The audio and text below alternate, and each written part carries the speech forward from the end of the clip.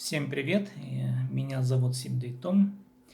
Я сейчас делаю серию видео по космосу. По образованию я филолог. Первое образование у меня музыкальное, среднее, специальное. И вот я теперь занимаюсь космогонией. Зачем это мне надо? Почему я этим занимаюсь? Ну, во-первых, личный интерес. Понять я хочу космос так, как он есть на самом деле. Без той пурги, грубо говоря, без тех ложных теоретиков каких-то построений, я хочу знать космос на самом деле. Как он в действительности устроен. Просто хочу знать, как обычный нормальный человек. Я не физик по образованию. В школе у меня оценки по физике были не ахти какие, но пришло время, и вдруг мне захотелось понять космос. И я начал слушать лекции по физике. Конечно, физиков. А кого больше слушать? Ну и вот, что я для себя открыл. Это для меня открытие было. Из области физики сначала. Вот какие я для себя сделал открытия. Самое фундаментальное открытие для меня было следующее. Я, честно сказать, сильно удивился, это мало сказать, у меня была там многомерная эмоция из-за различных непечатных слов. Как так этого быть не может? Мой мозг просто сломался, когда я узнал, что Земля не притягивает. Нет земного притяжения. Тогда мой мозг реально сломался. Оказывается, Земля выталкивает. Ну ладно бы, если бы это рассказал просто человек, который из моего города. Ну, многие не доверяют ему, я сам Собакана. Это Виктор Катющик. Я слушал его лекции. Но прежде чем добраться до него, я много других авторов следил за ними. Ну, например, теория эфира. Я как-то внимал этим позициям. Но потом, когда я пришел к видео Виктора Катющику, и там услышал о том, что Земля не притягивает, а отталкивает, я так, откуда? Да ну нафиг, бред какой-то. Земля притягивает, вы что, о чем вы вообще говорите? Потом я когда еще, человек, как работает мозг, как я думал. Да ну нафиг, такое быть не может вообще, это бред какой-то. И все, да. А я начал думать, да неужели? И когда я узнал о том, что Михаил Ломоносов в письме к Эйлеру, химику от 5 июля 1748 года пишет, что все химические элементы атома могут работать по версии отталкивания, и только это может создать причину движения, это пишет Михаил Ломоносов. 200 с лишним лет назад это было озвучено. А мы до сих пор думаем, что Земля притягивает по версии Ньютона. И когда я начал разбираться потом и в других категориях физики, я для себя сделал однозначный вывод. Земля в любом случае отталкивает. Я так сделал вывод. Другие могут оставаться на прежних позициях, да. Это их дело. Я же для себя сделал это открытие. Это для меня было нечто что-то. Вот. Дальше что? А дальше пошло-поехало, что называется. Я слушаю Виктора Катющика дальше. Он разделил пространство и время на две разные объекты. Для меня это было едино. Материя – это все, что есть в наличии. Но и пространство тоже, это же наличие, мы же в пространстве, да? Мы же не можем отрицать пространство. Оказывается, пространство – это не материальный объект. Это второй слой мозга. Первый слом мозга у меня случился по отношению к отсутствию притяжения Земли. Версия отталкивания работает. И второй слом – это пространство. Пространство, оказывается, нематериальный объект. Под материей мы обычно понимали, я, по крайней мере, это все, что есть. Бытие, да, в философии есть такая категория. Бытие, материя, для меня это было едино. Ну, разными словами, но суть одна, да. А тут, оказывается, пространство – это не материя. Блин, что за фигня, грубо говоря? Что происходит вообще? И давай разбираться в понятии пространства. И когда разобрался, я понял следующую вещь. Физики, которые употребляют термин пространство-время, время четвертое измерение, и я понял, что эти физики бредят. Я это понял на 100%. Я филолог, я не занимаюсь физикой. Но я понял бред этих физиков. А почему? Потому что третий слом мозга, да, это умение применять законы логики. Их 4 закона. А мы их все время нарушаем, мы их не умеем применять в жизни. И, следуя законам логики, секунды нельзя присобачивать четвертым измерением метров. Если 3 измерения мы уже произвели в метрах, да, 3 измерения, четвертое, причем тут секунда.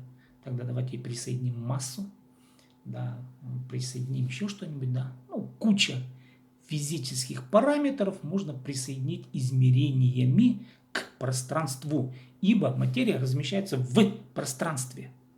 Ну, если следовать логике тех людей, которые объясняют, типа, вот из одной точки, чтобы переместиться в другую, нужно время же, да? Ну и масса тоже нужна, а это килограммы. Но энергия тоже нужна, да? Ну, измерение энергии, ну, допустим, там, джоули, предположим. Ну, хоть как называйте, ну, суть энергии. Ну и цвета тоже, да. Суть волна. По волне же надо передвигаться. Как без волны передвинуться? Не передвинемся, да. Вот я почему об этом рассказываю. Дело в том, что как происходит трансформация мышления человека. Как человек переходит из одного понимания мира ложного. У меня было ложное представление о космосе, и как я перехожу в адекватный космос. Вот сейчас это со мной происходит.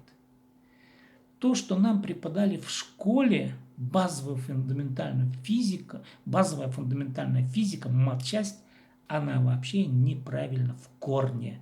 Ну, предположим, еще в вузах даже об этом говорят. Академики физики Российской академии наук об этом говорят, вещают на своих лекциях. Вселенная взорвалась 13,7 миллиардов лет назад. До сих пор этот бред идет. Да. А я филолог. Но я теперь понимаю этот бред почему-то. Бред о большом взрыве. Это бред полный. Там нет научного, на самом деле, научной логики там нет никакой. Другие бреды: античастица, антиматерия, антивещество. Полный бред. Это нарушение научной логики. И когда человек это понимает и начинает понимать, он космос начинает видеть тот, который есть на самом деле. Но тут нужен подготовленный мозг на самом деле. В чем сложность перехода, или точнее говоря, в чем сложность понимания реальной действительности? Почему многие, предположим, слушая лекции того же Виктора Катюшки, говорят, да он бред несет. И говорят, и придумывают кучу нелогичных, ну, как правильно об этом сказать? В общем, человек не может освободиться от образов, формул и некоторых, и многих, не то что некоторых, многих ложных представлений о физике. Ну, например, что такое заряд? Я нигде не читал внятное объяснение сути заряда. Отрицательный заряд, положительный заряд. Мы все имеем дело с током, Ну, как имеем дело, вот у нас у всех освещение есть, да, и там есть заряды. Но что такое положительный, отрицательный заряд? Как это понимается? Отрицательный, положительный – это всего лишь условное обозначение. А в реальности, в природе, как это работает? Никто не объясняет. Я специально слушал одного очень умного учителя по физике. У него там 400-500 где-то уроков для школьников старшего класса. И там нет. И он тоже не объясняет суть заряда. Он сразу переходит, вот есть такое понимание, как отрицательный заряд, понимание положительного заряда. А что это такое заряд, не объясняется. Физическое явление не объясняется. И я как филолог начинаю разбираться в этом. Да. И когда человек знает матчасть, базу, фундаментальную базу космоса, в деталях он сумеет разобраться. Я решил разобраться в базе. Фундаментально. От чего все зависит? Ну от чего, да? Вот какова причина всего космоса? Там должны быть какие-то ингредиенты или строящиеся элементы, из чего все должно быть объясняемо. Ибо космос – это взаимосвязанные объекты. И я нашел эту базу, я нашел. Ну, если кратко, эта база такова. Вся Вселенная состоит из двух отдельных объектов. Из пространства. Второе – материя. Материя вмещает в себе пространство. Вот два объекта. Больше нету. А что такое материя? А материя разделяется, в свою очередь, на две большие категории. На дискретную материю, то есть материю, которая разделяется на части, да, то есть имеющую границы, да, и недискретную материю, материю, которая не имеет границ. Фундаментально большие другие возможности материи нету. Вот, хоть как, да, все разделится либо только на части, либо только на сплошное, да. Больше вариантов нету. Части сплошное, части сплошное. Что угодно придумывайте, здравый смысл и реальная природа говорит о том, что все что-то делится не на части, а что-то сплошное. Все. И вот это фундаментальная база, это матчасть. Другой вопрос, что делится на части? Каковы свойства то, что делится на части? Их в физике назвали частицами. Ну, мы понимаем, есть таблица Менделеева, это уже вещества, это частицы устойчивые. Да? Это вещества. Ну, устойчивые частицы мы понимаем следующим образом. Что-то эти частицы, они держатся какой-то период времени по нашим меркам времени. Ну, сколько мы живем, да, вот относительно вечности, ну, не вечности, а жизни человека, да, ну вот более-менее устойчивые, скажем, частицы, да, они в виде вот этого материала. Или в виде тела человека. Мы же из частиц состоим, у нас более-менее устойчивые частицы. Но это опять-таки относительно жизни человека. На самом деле, если взять за период времени вечность, это очень быстрые частицы. То есть они возникли сразу. Вот, ну, как мы, допустим, меряем в секундах же, мы говорим устойчивые частицы, ну, они сколько-то секунд, дней, там, часов, да, или лет могут продержаться, а потом все равно распадутся. А есть частицы, которые держатся даже в миллисекундах, они не удерживаются, но тем не менее они есть в природе. Вот, казалось бы, какая разница между миллисекундой и вечностью, ну, имеется в виду человеческой жизнью, да, но тут всего лишь мера времени. И вот количество частей, оно огромно. То есть количество частиц, да, объектов, разделяющихся на части, имеющих границы, их огромное количество. А что такое материя сплошная или недискретная материя? А это поле. Назвали это явление таким образом. Поле. Ну, так назвали. Я не знаю, как в английском языке это называют. В русском языке поле. Есть, возможно ли, другая какая-то материя, кроме поля, в недискретной материи? Вот. Ну, если в частицах, в частях мы понимаем, что есть макрочасти, да, скажем, Земля, космос и все остальные большие объекты, есть маленькие частицы, микрочастицы. Мы понимаем по таблице Менделеева, мы как бы, да, там есть разные вещества. А вот в части недискретной материи возможны ли такие разделения, как в частицах? Нет, невозможно. Только поле. Почему невозможно? Сейчас вот попытаюсь разложить. Дело в том, что ведь если мы берем неразделяемую сплошную материю, да, мы же живем в реальности и имеем дело с реальным космосом. Вот эта вот сплошная материя должна быть иметь только две возможные свойства. То есть только два варианта. Эта материя должна обладать массой. Это первое. Второе, она не должна обладать массой. Рассмотрим первый случай. Если материя обладает массой, ну, предположим, поле, сплошная материя, сплошная, частей нет, и она обладает массой. Что тогда мы получим? Мы тогда получим сплошную материю, массивную материю. Но есть ли такая материя? А ее нет. То есть это был бы суперплотный материальный объект. И движения в принципе не было бы. И частиц тоже не было бы. Почему? Потому что была бы одна сплошная материя. Ну, суперплотная, имеющая массу. Следовательно, остается только один вариант сплошной материи, не имеющая массу. Вот и все. Это можно понять логически, без экспериментов. Не нужны тут никакие формулы, чтобы это понять. Это понимается разумом, вот так вот, сидя за столом. Ну и вещает, допустим, в YouTube. Это понимается на этом уровне сразу фундаментально. Если, конечно, человек думает, если умеет оперировать логикой, здравым смыслом, если умеет обращаться со своим мозгом правильно, да. Другого вывода просто быть уже не может. Конечно, мы, когда рассматриваем свойства поля, а каково оно поле, мы уяснили, что оно материальное, да. Материя это сплошная, то есть поле это сплошная материя, не имеющая массы.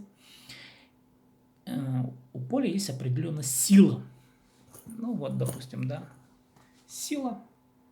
Частицы между собой взаимодействуют с помощью какой-то материи. Поля, да. И вот какова структура или каковы особенности силы поля? Мы это опять-таки эти наблюдения видим в реальной жизни. У нас куча магнитов, есть природные магниты, есть уже рукоподобные магниты. И мы видим эти наблюдения постоянно. Мы видим свойства магнитов, как они работают. Это уже другая, это, то есть по теме магнитов это очень интересная тема. Я сам сейчас учусь и собираю информацию, какие вообще они бывают. Электрические магниты, допустим, там, да, ну, еще другие. Вот я рассказываю это к тому, что мне интересен космос, я изучаю космос.